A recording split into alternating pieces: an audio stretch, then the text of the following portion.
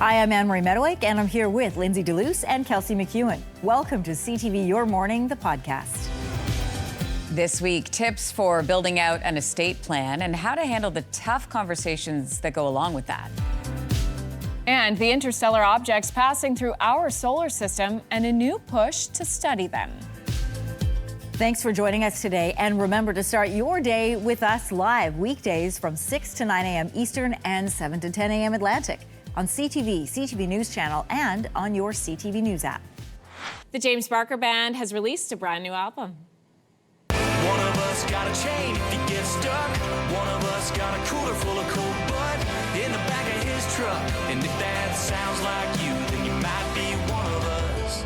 You are listening to the title track off their brand new album, One of Us. September is proving to be a very busy month for the band.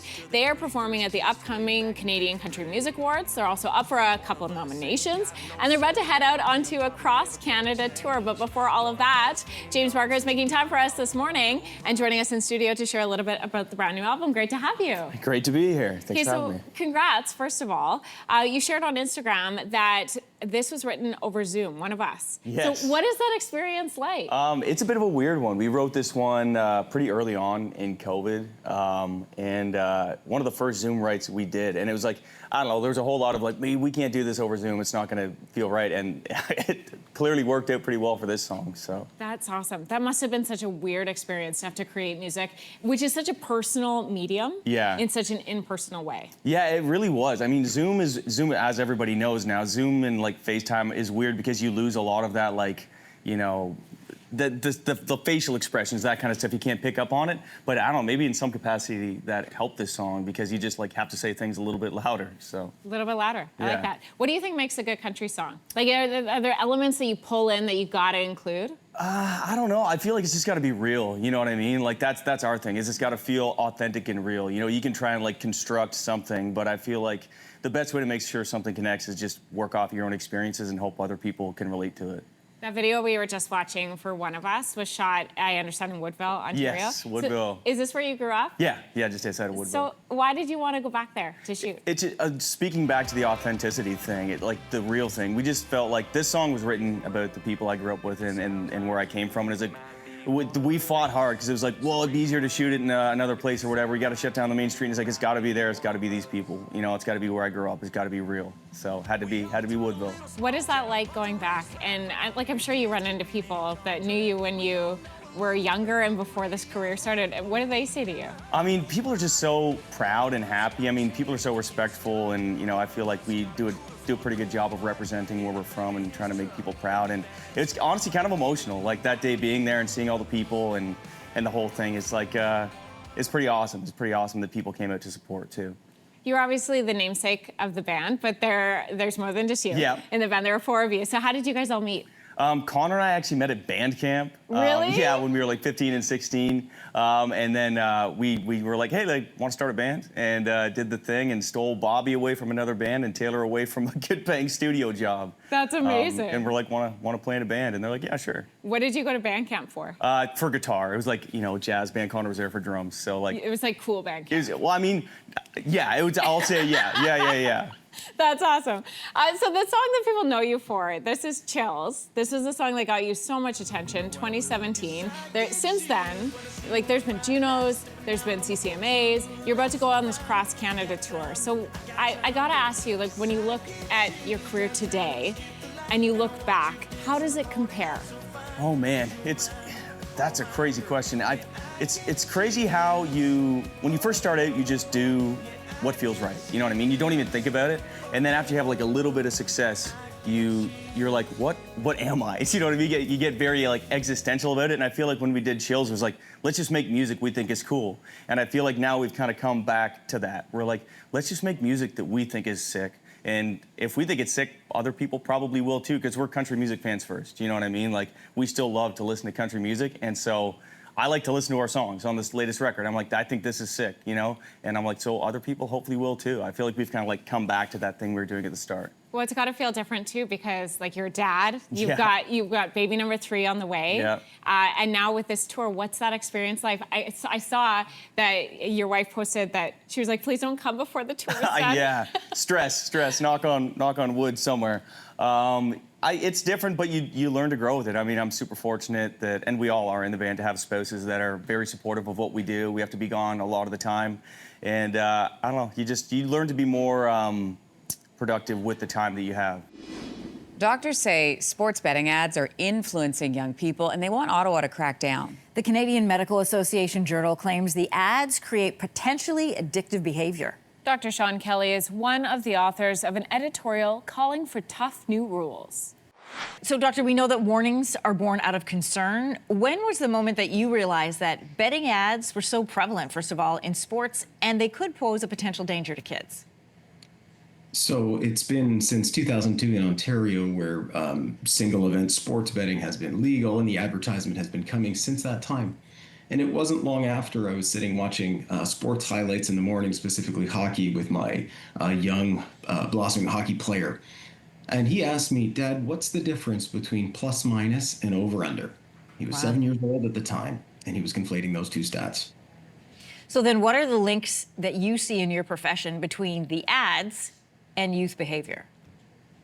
Well, we know that youth are particularly developmentally vulnerable to both substance use disorder, which is a bulk of my work, but also the enticement that is offered by gambling advertisement. This anticipation of large rewards causes a lot of dopamine to be secreted in adolescence, and we know that this drives risky decision making. And so what we're seeing now clinically is harms from gambling walk into the clinic door. And I'm also a general pediatrician as well as an addiction medicine specialist. And it's in both parts of my practice that I'm seeing harms related to gambling. What kind of harms specifically are we talking about? Just so parents have an idea of what to look out for.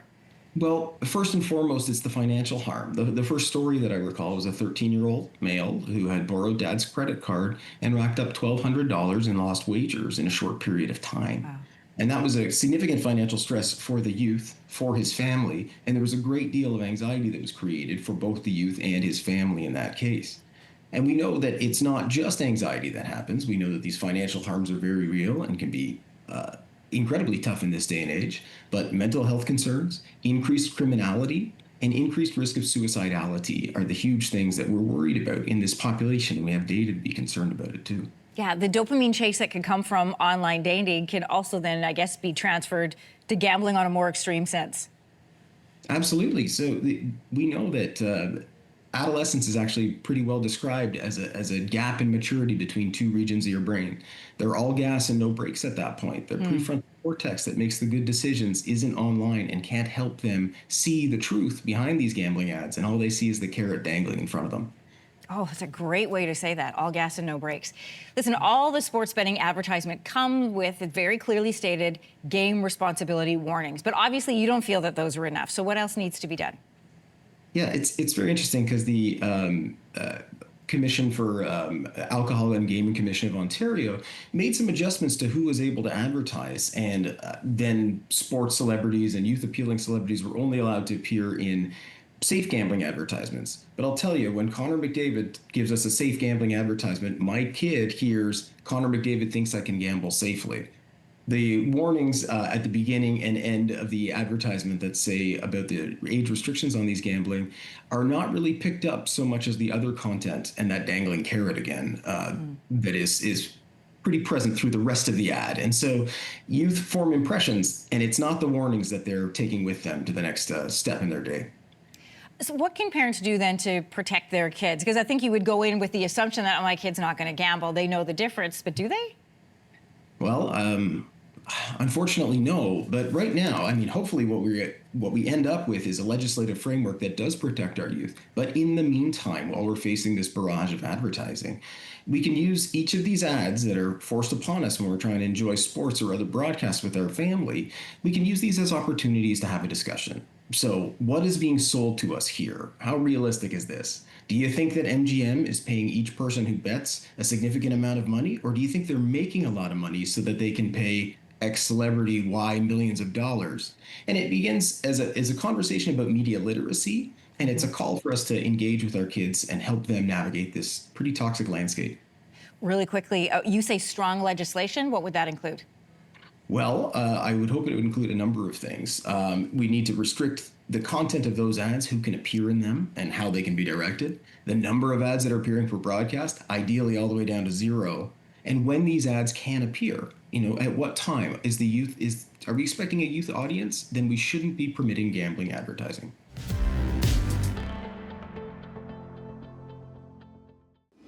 So with rate cuts from the Bank of Canada earlier this year, things may be looking up for Canada's housing market as we head into the fall. Let's find out here this morning with everything you need to know as a buyer or a seller or as a real estate watcher. We've got real estate expert Erica Reddy back. Good morning to you. Good morning. Happy fall. Here we are. Oh my gosh, it has hit so quickly. I know, it really has. But it's also an exciting time of year, especially in the real estate market, because typically this is a very busy time of year as we head into the fall season. What are you seeing across the country right now? So I would say I feel like the first time in a long time I can say there's some renewed optimism, and I would say that is nationally, which is great. I mean, if we want to kind of bucket the country, I would say Ontario and Vancouver are quite similar. We're starting to see, I would say some stabilization within pricing.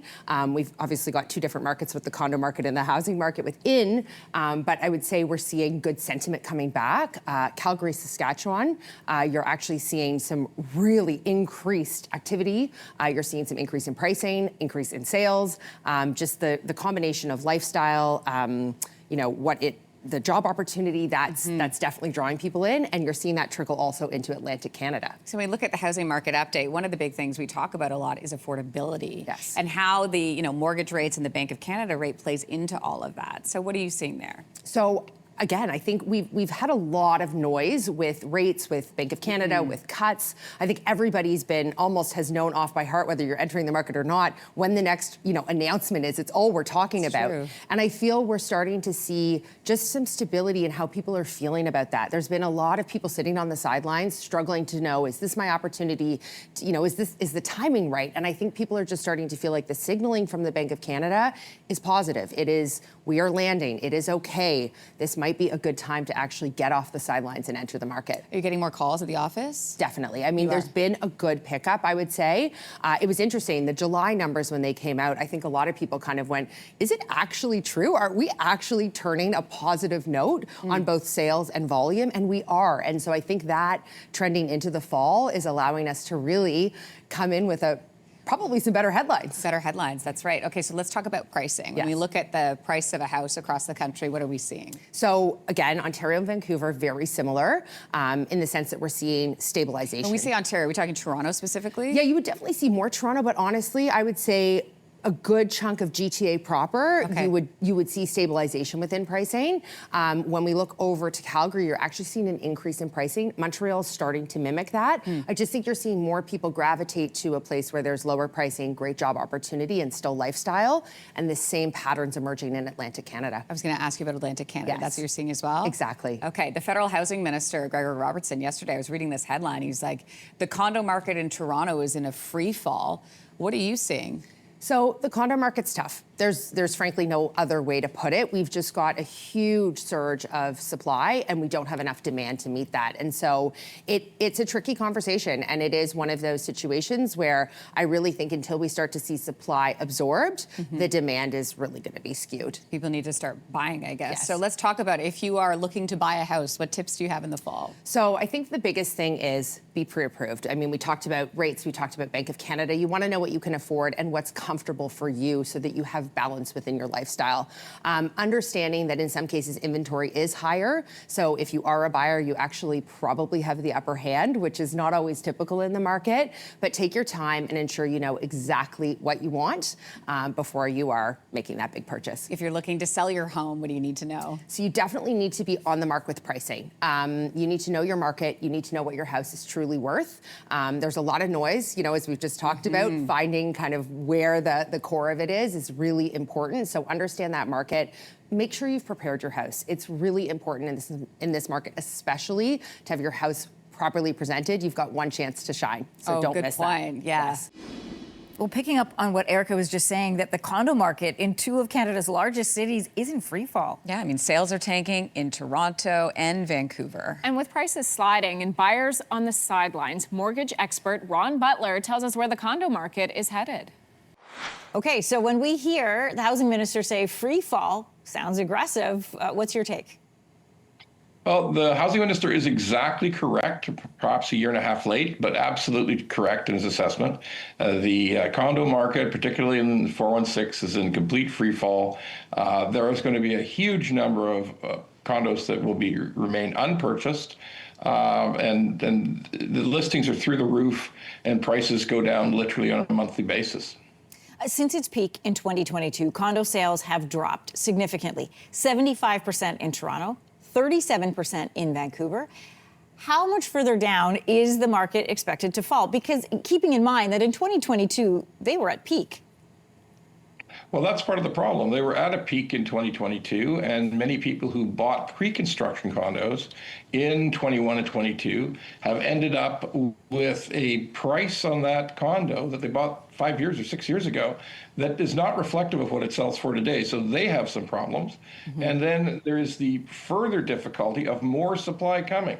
There's another 25,000 units coming on stream in the GTA, completions of construction over the next 18 months. There is a huge supply of purpose-built rentals that are also coming on stream in an unusual manner. We haven't seen that for nearly 35 years, this many rentals being built for just rentals.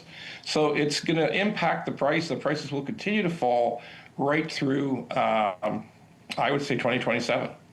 Yeah, as you point out, these condos were built and sold based on the fact that they were investment properties rather than living spaces. So how has that changed with this dramatic drop in the market? Well, we've had a reduction in population growth in Ontario. I mean, at the time they were sold, the population was rising rapidly. Now the reverse is true. Population growth is flat. Rents are falling. Like, rents have been falling in Toronto and Vancouver for all of this year and part of last year. So it's a perfect storm of bad financial outcomes. Rents are down, the prices people paid are high, and their mortgage payments exceed their rents. Yeah. So there's no interest in buying, and as you pointed out, 75% of all condo purchases were designed to be rented. There's so many condo projects still in development, as you mentioned, even though this type of housing we can now consider, is it fair to call it overbuilt? What kind of... Actually, go ahead. CMHC has described it as overbuilt. CMHC 2 weeks ago, the Canadian Housing Agency, came out and said they believe there will be a glut of rental product in Canada for the next 2 years. So it's official government announcement now that there's just too many rentals in the large cities in Canada. Can we apply this information to another story that we follow closely in this country, and that is a housing shortage? Does this actually help in that sector? Well, in this particular sector of rentals and small units, it's definitely helpful. Rents reducing is great for people who do rent. I mean, they've been afflicted for the last several years. But the crazy part is we're just not building anything right now. New construction in Ontario particularly has completely collapsed. It's very slow in British Columbia. It's slowing down in Alberta. So low-rise homes like townhouses, single family, they just quit building them 18 months ago. It's ridiculously low here, effectively zero. And yeah, there's going to be a further shortage of low-rise homes, single-family homes, coming up quite quickly. So it's a multi-member dwellings that we need, but we've got a lot of single-member dwellings on the market. Am I assessing that right? Well, we've got way too many small rental units, and we're going to be getting more. So it's bad news for everybody who has those. Is there anything that's being done to counteract it? There's effectively nothing that can be done. I mean, the projects have to finish. No one's going to leave a half-finished condo tower in a big city. The financing doesn't work for that. So, yeah, they're all going to finish. There's going to be new stock, and the prices are going to continue to go down.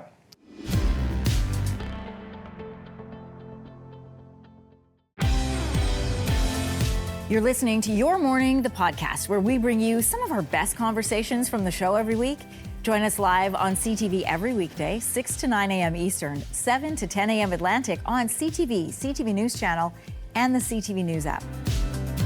Not your average shooting star. This comet has scientists asking if it could be from a visitor from beyond. Ooh. 3I Atlas is zooming through space and is sparking talk among scientists of aliens. Okay, just the name alone is kind of weird. We're going to cue the X-Files theme. Is the truth out there? CTV's science and tech expert Dan Riskin explains.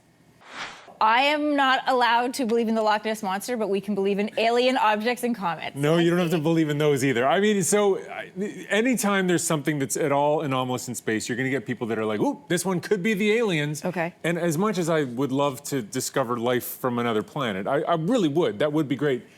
You know, you're going to have to show me something more exciting than that fuzzy picture you just showed me and say, no, no, that's an alien, because it looks like a comet, and it probably is a comet. But what makes it unusual is that it's not like all the other comets, like Halley's Comet, that go around our sun. Okay. This is an interstellar traveler. It's coming from another part of the Milky Way galaxy and passing through, Okay. and it's going to keep on going. And that makes it fundamentally different from everything else we've ever looked at in our solar system. What about this plan by, I want to get their name right, the Southwest Research Institute? That's Yeah. the one in Texas that wants us to create this spacecraft to intercept the comet. Yeah, so the person running this project is Alan Stern. He worked for the Jet Propulsion Laboratory when they built a spacecraft to go to Pluto. And all those pictures we have of Pluto are because of the spacecraft that he was the lead on. So sending a spacecraft to go take pictures of something is something he's very good at.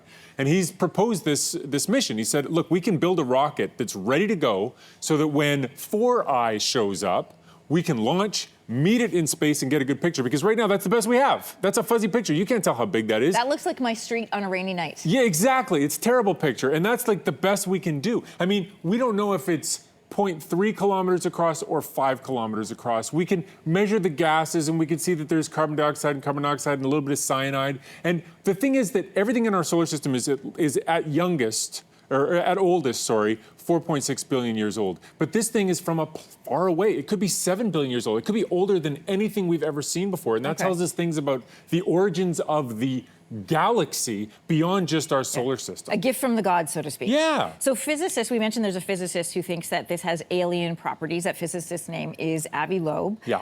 What alien objects, what does that mean? And what do we know about the mysterious elements of this? Avi Loeb has made he's boosted his income significantly by being the spokesperson for this one's aliens. And he does this whenever there's anything anomalous. So the first interstellar object we ever saw was called Oumuamua. He said that's definitely a spaceship, and he got lots of attention and lots of people throwing money at him to try to make the argument that this was a spaceship. It was a rock. It went by, at least we think it was a rock. Maybe there were little windows on side, but we didn't have a spacecraft to go there and get a close look. Sure. And so that's the whole idea here, is to get a closer look. Now, he points out that with 3I, it's on a trajectory that seems to be in the plane of all the planets in our solar system. And so, you know, that could be designed by a civilization if you wanted to get a good look at our planets. But what are we looking at right here, Dan? so what you're seeing is the fixed stars, and you know, if you take a picture of the night sky, the stars are all moving. But if you move the telescope, you can make those stars look like they're standing still, and then you can see that little dot moving. That line where it says 3I Atlas is the trajectory of this thing through our solar system. I see. Okay, so what do we have to potential to learn by studying? Well, so this is a missed opportunity. So 3I is coming, it's going through, we're getting these fuzzy pictures. It's probably not going to get any better than that. So we want to have a better plan for next time, because it would be much better if when one of these starts coming in, we say, fire up the rockets,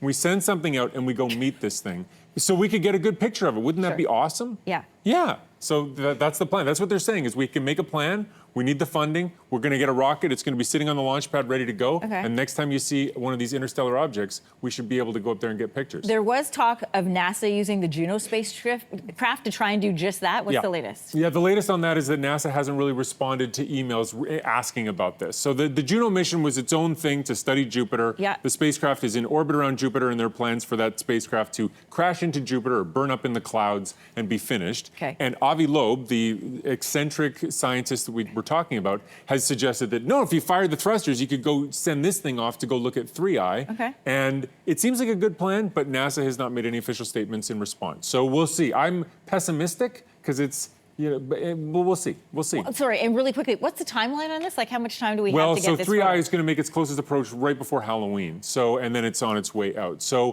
the firing of the thrusters would have to happen this month, leaving Jupiter. So Fire we'll the rockets needs to come soon. Fire the rockets, yeah, absolutely. Buying beer and wine in Ontario could soon become more difficult. In January, new rules that require retailers to offer deposit return systems for alcohol containers comes into effect. But the Retail Council of Canada says major grocery chains are starting to push back, arguing the rules aren't compatible with their current retail models. So the move could push them to return their alcohol sales licenses. So joining us with more this morning is Clarissa Morawski. She is the Chief Executive of Reloop. That's a waste reduction company. Good morning. Good morning, Anne-Marie.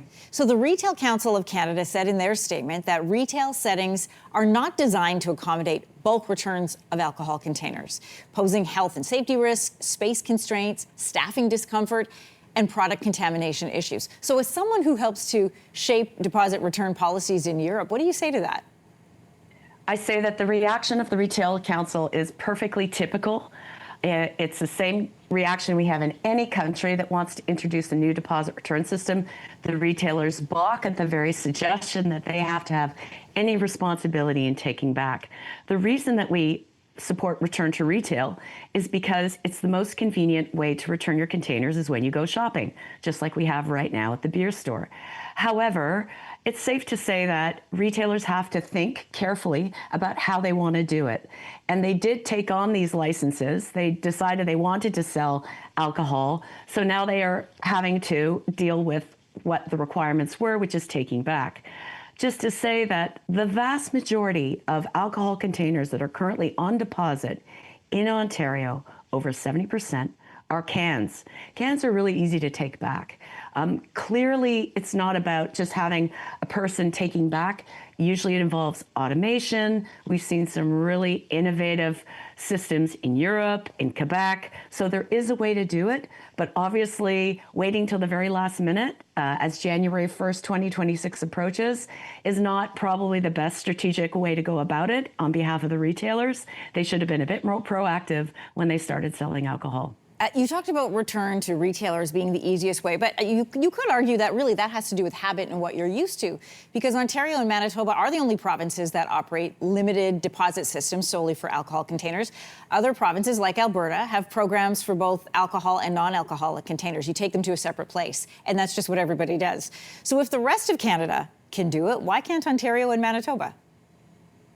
I would totally agree with you. We call them a hybrid system where you have a little bit of return to retail, but you also have independent businesses. Sometimes it's a business that exists already that wants to take on a new role where they're called depots or kiosks. And there is a perfect example operating right now in Quebec, where we have a modern hybrid system with the latest technology, even AI technology.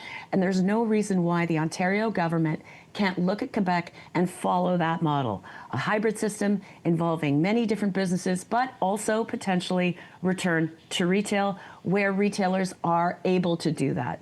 I'll just give you an example. I have a house here in Cobeconk, Ontario. Our beer store closed recently. I can't return my beer bottles. But when I go to the Foodland down the road, there's a ton of space in their parking lot where they could easily set up a kiosk to have containers returned. What deposit return model do you believe would be the most successful for the province of Ontario? So the province has an incredible opportunity now. You mentioned that all the other provinces in Canada have deposit return except for small Manitoba. Ontario's current recycling rate for beverage containers is under 50%. That is atrocious. You were talking about hiking earlier. Who wants to see littered plastic bottles on their hike? It is not good enough for Ontario. So the opportunity here is to introduce a full-fledged deposit return program for both alcohol and non-alcohol, water bottles, pop cans, etc. And we could integrate this into a hybrid model where we have maybe some retailers, some return to retail in parking lot, completely serviced by outside parties, not the retailer. All of this is possible, and the Ford government could do that now. We know from public polling in Ontario that 81% of Ontarians want to see an expanded deposit return program. They're sick and tired of seeing the litter. They're sick and tired of continuing crappy recycling rates for the most valuable materials possible, cans and plastic bottles, and they want to see a change. So now is a perfect opportunity to make that change as this impending date is coming closer, January 1st, it would be wonderful if Mr. Ford would announce a comprehensive hybrid system to be deployed over the next few years.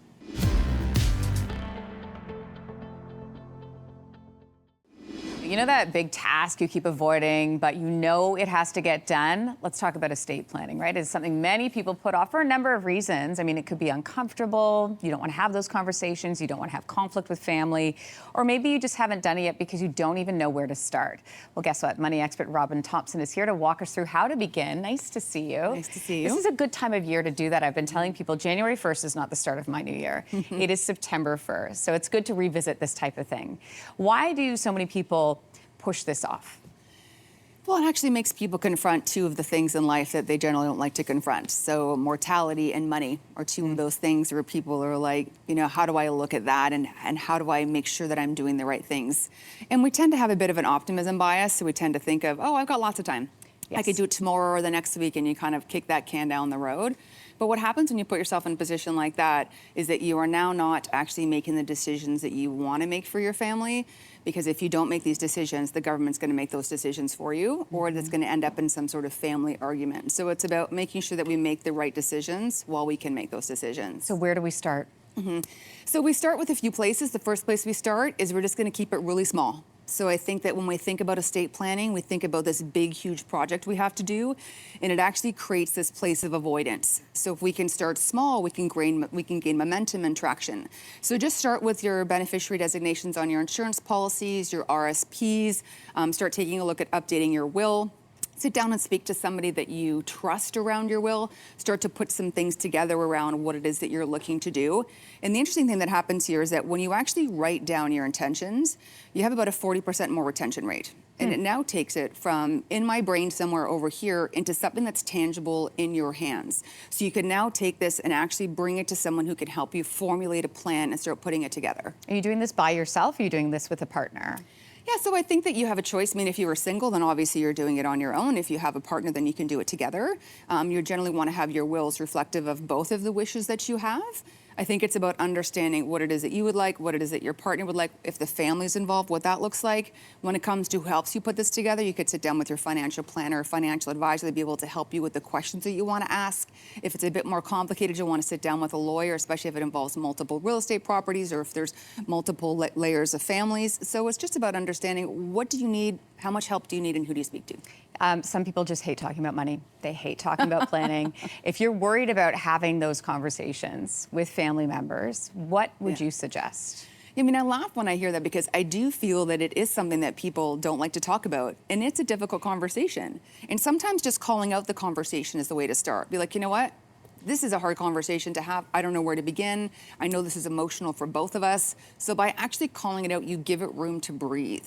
So first I would have that conversation, and then I would bring it into a place of, you know, maybe it's a fall dinner, maybe it's a fall sit down, maybe something that's changed in your life that's going to trigger a review of your estate planning. And this could be anything from the birth of a child, it could be a divorce, a death in the family. If you've noticed a cognitive something starting to change in maybe one of your family members or someone in your life. So any major change is going to trigger that conversation. And in the fall, it's a really great time to do it. It's like preparing your life for the next season of your life. You prepare your house for winter, prepare your life for the next season. That's a great way to look at it. Okay, when we're talking about estate planning, what elements are we talking about? So the first thing is a will. So you want to make sure you have a valid will. And the will essentially just identifies what it is that you would like your legacy to be. And here's the thing is that, you know, the legacy that you leave, you will never see. But the people that you leave it to will never forget. So it's about making sure that your wishes are granted. And then it's about powers of attorney. So powers of attorney for health and powers of attorney for finance. So who has the say when you can't speak for yourself? If you are ill and you can't speak, your bills still have to get paid. And if you're unwell, who gets to say what happens to you from a physical perspective? So it's really important. And then you want to make sure you do some basic tax planning. One of the things that people don't realize is that, you know, if you are married and your spouse has passed away or you are on your own, your entire estate becomes taxable the moment before you die. So if you're holding a significant amount in RSPs, that's going to trigger a high tax bracket and you could lose half of it to the government. So you want to make sure you're doing some tax planning to make sure that your estate is in order to pass to the next generation with the least amount of tax impact on it. and that you're doing some basic planning to make sure that, oh, my ex-husband is not still the beneficiary on one of my policies. Right. So that you are actually creating an estate plan that involves your entire family that goes towards your wishes. Oh, this was such a great conversation to have, and really a wake-up call and a reminder. This is a topic people don't necessarily like to talk about. They don't like thinking about death and end of life. But man, there's some serious consequences if you don't. Yeah, and we've seen it happen within families that we know, our own families, because people don't like to talk about things and they think everything is going to be fine and the siblings are all going to be getting along and splitting things equal. And it doesn't happen like that. It's too complicated. It is. Admittedly, sometimes it feels like the system is set up for you to not understand so that you don't get your money. So it's important to do the homework and to try and research or talk to somebody who can help be the expert for you. We were really lucky. My dad's he was an accountant forever. So money is like his jam. Spreadsheets are his deal, and he loves them. And so my parents, one year for Christmas, and I've shared this on the show before, but they gave us their funerals for Christmas. And it was a weird moment when they handed us the envelope and said, hey, I know this is strange, but this is what we got for you. And there were a few tears that were shed because it's a weird thing to think about, but it also was a lot of love that was in that because they didn't want us big time. in that moment to have to think about anything but loving them and missing them. I would not have thought family that we know would have been impacted negatively by a change in planning or things that are, people don't like to talk about death, and a lot of people don't like to talk about money. And eventually those conversations come up. And even as a parent or as a loved one, clear is kind. Just try to Get it out. To get it out, negate what could come down the road, because you're looking at broken relationship, not just money. You're talking about people's relationships. Well, and no family goes into a situation like that thinking like, oh, we're going to be the ones who fight, right? Everyone goes in thinking, it'll be fine. Totally. We love each other. We won't don't be fine. need documentation. All the childhood arguments come out. Oh, But listen, we were a family that also, we talked about money and we talked about planning. Every Christmas, it was like, if we die, you are going to go live with this person. Like, we had those conversations to the point where my parents have planned so much that I went to the cemetery years ago to visit where my grandfather was buried. And I saw a headstone there that said Deluce on it. Because my mom has already planned. She's like, oh yeah, I wanted to know, I wanted to know exactly what it was going to look like. Yeah. So it's already there with like no date. It's like, whoa. But I remember being a reporter in Halifax, oh my gosh, years ago now. And I ended up doing a whole bunch of reporting on planning for your funeral and your death and burials. And it was a really interesting kind of like 3 weeks, because one story would spur another story about how people wanted to be buried. We talked about green burials, different ways of, and all of this stuff costs a lot of money. And if you don't talk about it ahead of time, people don't necessarily know what you want, right? Yeah. And getting it down on paper too. Well, the government knows what they want. So make sure that you know what you want done with your money. Thanks so much for joining us on the podcast today. For more great conversations, don't forget to download or hit subscribe to Your Morning the Podcast on the iHeartRadio app or wherever you get your podcasts. And of course, we would love for you to watch us live weekday mornings on CTV CTV News Channel or on your CTV News app. Start your morning with us.